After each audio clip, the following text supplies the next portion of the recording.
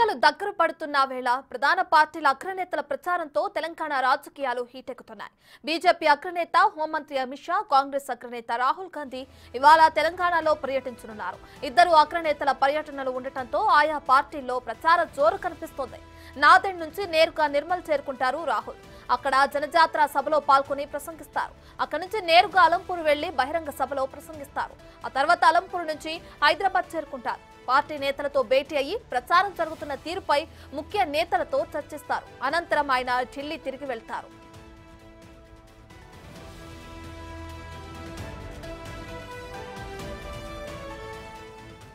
మరోవైపు అమిత్ షా తెలంగాణ పర్యటనలో భాగంగా కాగజ్ నగర్, నిజామాబాద్, హైదరాబాద్ లో ప్రచారం చేయనున్నారు. 3 చోట్ల జరిగే బహిరంగ సభల్లో ఆయన ప్రసంగిస్తారు. మధ్యాహ్నం 2 గంటలకు బేగంపేట నుంచి Kagaz Nagar SPM cricket ground లో నిర్వహించే బహిరంగ సభలో పాల్గొంటారు. సాయంత్రం 5 గంటలకు నిజామాబాద్ సభలో మాట్లాడతారు. అక్కడి నుంచి బయలుదేరి రాత్రి 7:30 పరేడ్ గ్రౌండ్ లో బహిరంగ సభలో ప్రసంగించి పశ్చిమ బెంగాల్ బయలుదేరతారు.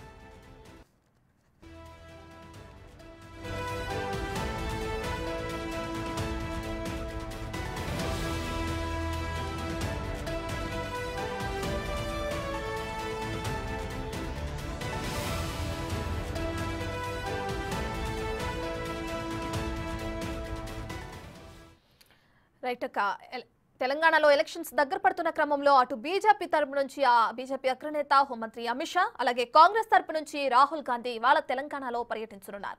దీనికి సంబంధించి మరింత సమాచారాన్ని మా ప్రతినిధి వెంకట్ లైవ్ లో అందిస్తారు. సో వెంకట్, అటు రాహుల్ గాంధీ కాంగ్రెస్ తరపు నుంచి, ఇటు బీజేపీ నుంచి హోంమంత్రి అమిత్ షా కూడా ప్రచారంలో హోరెత్తించనున్నారు ఈ రోజు. అయితే దీనికి సంబంధించి వాళ్ళ పర్యటనలు ఏ జిల్లాలో, ఏ టైమింగ్స్ లో ఉండనున్నాయి, ఎప్పుడు తెలంగాణకు చేరుకునే అవకాశం కనిపిస్తుంది?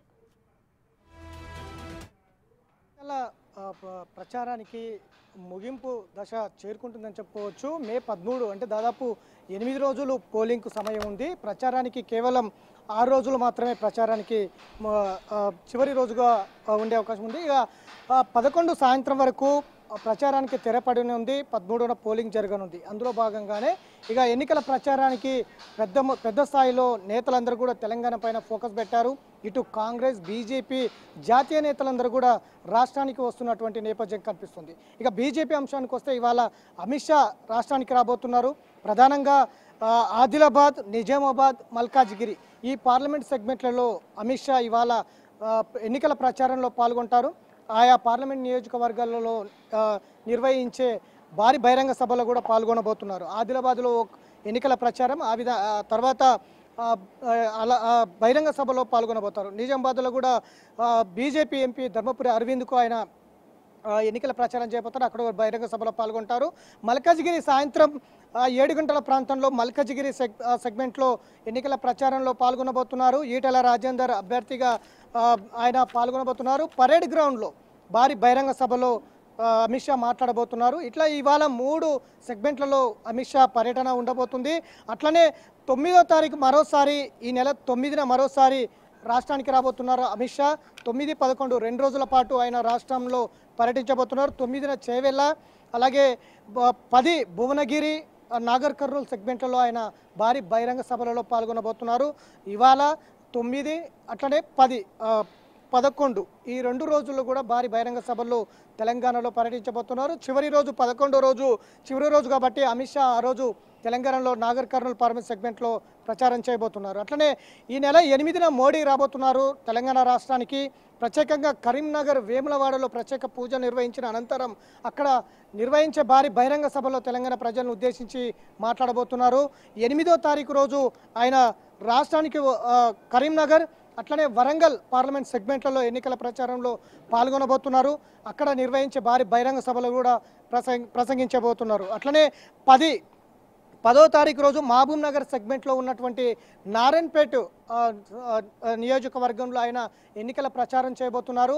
అక్కడే నిర్వహించే బహిరంగ సభలో ప్రజలను ఉద్దేశించి, పాలమూరు ప్రజలను ఉద్దేశించి మాట్లాడే అవకాశం స్పష్టంగా కనిపిస్తుంది. ఇట్లా మోడీ, ఇటు అమిత్ షా, నడ్డా మొత్తం కూడా తెలంగాణలో ఎన్నికల సమరంలో పాల్గొనబోతున్నారు. ఖచ్చితంగా డబుల్ డిజిట్స్ సాధించే దిశగా బీజేపీ ఇప్పటికే ప్రయత్నాలు చేస్తోంది. ఇక ఇప్పటికే ఎందుకంటే ఇటు కాంగ్రెస్ బీజేపీ మధ్యలో మాటల యుద్ధం కొనసాగుతున్నటువంటి నేపథ్యం ఇప్పటికే ఉంది. రాజ్యాంగం మార్పు బీజేపీ చేస్తుంది, రిజర్వేషన్ల మార్పు రాజ్యాంగం మార్పుతో రిజర్వేషన్లు కూడా రద్దు చేస్తుంది అనేది ఇద్దరి మధ్యలో బీజేపీ కాంగ్రెస్ మధ్యలో ఇప్పటికే మాటల యుద్ధం కొనసాగుతున్న నేపథ్యంలో ఎవరు ఏం మాట్లాడతారనేది అయితే ఆసక్తిగా ఉందని చెప్పుకోవచ్చు. అట్లనే కాంగ్రెస్ అంశంకు ఒకవేళ ఒకసారి వస్తే ఇవాళ రాహుల్ గాంధీ రాష్ట్రంలో పర్యటించబోతున్నారు.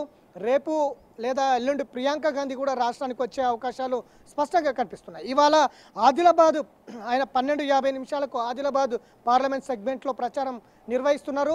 అక్కడ నిర్వహించే జనజాతర బహిరంగ సభలో ఆయన ఆదిలాబాద్ ప్రజలను ఉద్దేశించి మాట్లాడే అవకాశం కనిపిస్తుంది. అట్లనే ఆదిలాబాద్ నిర్మల్లో జనజాతర సభలో ప్రసంగించిన తర్వాత నాగర్ కర్నూల్ పార్లమెంట్ సెగ్మెంట్లో ఉన్నటువంటి గద్వాల్ అసెంబ్లీ నియోజకవర్గంలో ఎర్రవల్లి క్రాస్ రోడ్లో ఆయన ఇవాళ జనజాతర సభలో పాల్గొనబోతున్నారు. అట్లనే అక్కడ తెలంగాణ అంటే గద్వాల్, పాలమూరు, నాగర్ కర్నూల్ పార్లమెంట్ సెగ్మెంట్లో ఉంటారు కాబట్టి అక్కడ నిర్వహించే జనజాతర సభలో గద్వాల్ ప్రజలను ఉద్దేశించి రాహుల్ గాంధీ ప్రసంగించబోతున్నారు. ఇట్లా ఇంకంటే దాదాపు 6 రోజులు మాత్రమే ప్రచారానికి చివరి తేదీ ఉంది కాబట్టి ఈ నెల 11వ తేదీన సాయంత్రం వరకు ప్రచారం ఉంది కాబట్టి ఈ ప్రచారం దగ్గర పడుతున్న నేపథ్యంలో ఇటు బీజేపీ కాంగ్రెస్ జాతీయ నేతలందరూ కూడా రాష్ట్రానికి వస్తున్నారు. ఈ 10 ఏళ్లలో మోడీ ప్రభుత్వం ఇచ్చినటువంటి సంక్షేమ పథకాలు ఇటు దాదాపు 9 లక్షల కోట్లకు పైగానే నిధులు ఇచ్చామని ఒకవైపు బీజేపీ చెబుతుంది. కానీ ఇటు కాంగ్రెస్ పార్టీ ఏమిచ్చింది గాడిది గుడ్డు అంటూ కూడా ఎన్నికల ప్రచారంలో ముందుకు వెళ్తున్నటువంటి నేపథ్యం ఉంది. ఇటు బీజేపీ కాంగ్రెస్ మధ్యలో హోరాహోరీగా ఎన్నికల ప్రచారం కొనసాగుతుంది, మాటల యుద్ధం కూడా కొనసాగుతున్నటువంటి నేపథ్యం కనిపిస్తూ ఉంది. రైట్ వెంకట్, అయితే ఇప్పటికే ఈసారి జరిగే ఎన్నికల్ని అటు తెలంగాణలో అన్ని పార్టీలు ప్రతిష్టాత్మకంగా తీసుకున్నాయనుకునే చెప్పొచ్చు. ఎందుకంటే బీజేపీ నుంచి అటు అమిత్ షా కానీ కాంగ్రెస్ నుంచి కానీ ఇటు రాహుల్ గాంధీ కానీ తెలంగాణలో ప్రచారానికి వస్తున్నారంటే ఏ విధంగా ఈ ఎన్నికలు తీసుకున్నారో కూడా మనకు అర్థమవుతుంది. అయితే మరి ముఖ్యంగా ఈ రోజు జరిగే ఈ పర్యటనలో ఏదైతే జనజాతరలో రాహుల్ గాంధీ పాల్గొనున్నారో ప్రజల్లోకి ముఖ్యంగా ఏ అంశాలను తీసుకెళ్లే అవకాశం కనిపిస్తుంది? ఖచ్చితంగా బీజేపీ 10 ఏళ్లలో చేసినటువంటి ఏదైతే సంక్షేమ పథకాలు 9 లక్షల కోట్లు ఇస్తున్నామో అని బీజేపీ చెబుతుందో ఆ 9 లక్షల కోట్ల రూపాయలు ఎక్కడ ఇచ్చారు, ఏ విధమైనటువంటి అభివృద్ధి చేశారనే దాని మీద స్పష్టంగా ప్రజల్లోకి బీజేపీ కాంగ్రెస్ పార్టీ తీసుకెళ్తున్నటువంటి నేపథ్యం కనిపిస్తుంది. ఖచ్చితంగా రాజ్యాంగం మార్పు, అభివృద్ధి, సంక్షేమం అటు ఉంచితే ఖచ్చితంగా బీజేపీ అధికారంలోకి వస్తే రాజ్యాంగాన్ని మారుస్తుంది, రాజ్యాంగంతో పాటు రిజర్వేషన్లు రద్దు చేస్తుంది అనేది ఇప్పుడు తెర మీదకి వచ్చింది. ఈ అంశాన్ని ప్రజల్లోకి తీసుకెళ్తుంది కాంగ్రెస్ పార్టీ ఖచ్చితంగా. ఎందుకంటే బీజేపీ నేతల్లో జాతీయ నేతలు ఒకలాగా మాట్లాడుతున్నారు, రాష్ట్ర నేతలు ఒక రకంగా మాట్లాడుతున్నటువంటి సిచ్యువేషన్ మనం చూసినాం. ఈ మధ్యకాలంలో దుష్యంత్ కుమార్ గౌతమ్ కూడా మాట్లాడినటువంటి మాటలు చూసినాం. కాంగ్రెస్ పార్టీ రాజ్యాంగంలో సెక్యులర్ పదాన్ని బలవంతంగా చేర్చింది, దాన్ని మేము అధికారంలోకి వస్తే ఖచ్చితంగా రద్దు చేస్తామని. అంటే సెక్యులర్ వల్ల బీజేపీకి లాభం ఏంటి, నష్టం ఏంటి, అసలు సెక్యులర్ పదం ఉండడం వల్ల బీజేపీకి ఏం చేయగలుగుతుంది దాన్ని తొలగించి అనేది కూడా ఒక రకంగా చర్చ జరుగుతున్నటువంటి నేపథ్యం ఉంది. దేశవ్యాప్తంగా సెక్యులర్ దేశంగా ఉండేది బీజేపీకి ఇష్టం లేదు, ఒక హిందుత్వ ఎజెండాతో ముందుకు వెళ్తుంది, హిందుత్వ దేశంగా మార్చాలని ప్రయత్నం చేస్తుంది, రాజ్యాంగాన్ని రద్దు చేయాలని బీజేపీ ప్రయత్నం చేస్తుంది. రాజ్యాంగంతో పాటు మిగతా ఎస్సీ ఎస్టీ బీసీ కావచ్చు, మైనారిటీలు కావచ్చు, వీళ్ళ రిజర్వేషన్లు రద్దు చేయాలన్నది, ఇవన్నీ కూడా అంశాలు ప్రధానంగా ఒక ఎజెండాగా ముందుకు తీసుకొస్తుంది బీజేపీ. ఈ బీజేపీ వచ్చే ఎన్నికల్లో కనుక మరొకసారి వస్తే మాత్రం దేశంలో స్వేచ్ఛ అనేది ఉండదు అనేది కాంగ్రెస్ పార్టీ ప్రజల్లోకి ప్రధానంగా తీసుకెళ్తున్నటువంటి అంశం ఉంది. ఇదే గత కొన్నాళ్ళ నుంచి కూడా కాంగ్రెస్ పార్టీ ప్రజల్లోకి తీసుకెళ్తున్నటువంటి అంశాలు ఖచ్చితంగా రాజ్యాంగము, ఇటు రిజర్వేషన్లు, ఈ మైనారిటీల పైన ఉన్నటువంటి ఏదైతే రిజర్వేషన్లు పూర్తి స్థాయిలో రద్దు చేస్తామని చెప్తుంది బీజేపీ పార్టీ. కాబట్టి ఎందుకు ఈ ఎన్నికల సమయంలో బీజేపీ పార్టీ ఇలాంటి దుందుడుకు పద్ధతులు ప్రయత్నం చేస్తుంది అనేది ఇప్పుడు చర్చ జరుగుతుంది. దేశవ్యాప్తంగా కూడా ప్రతి ఇంట్లో చర్చ జరుగుతుంది. నిజంగా రాజ్యాంగం మారుస్తారా, రిజర్వేషన్లు రద్దు చేస్తారా, నిజానికి అన్ని వర్గాలు సంక్షేమ అభివృద్ధి ఏ విధంగా బాగుపడాలి, ఏ విధంగా అభివృద్ధి చేయాలి, ఈ సంక్షేమ వర్గాలకు ఎందుకు ఇంకా వెనుకబడి ఉన్నాయనే దాని మీద దృష్టి పెట్టాలి ప్రధానమంత్రి స్థాయిలో.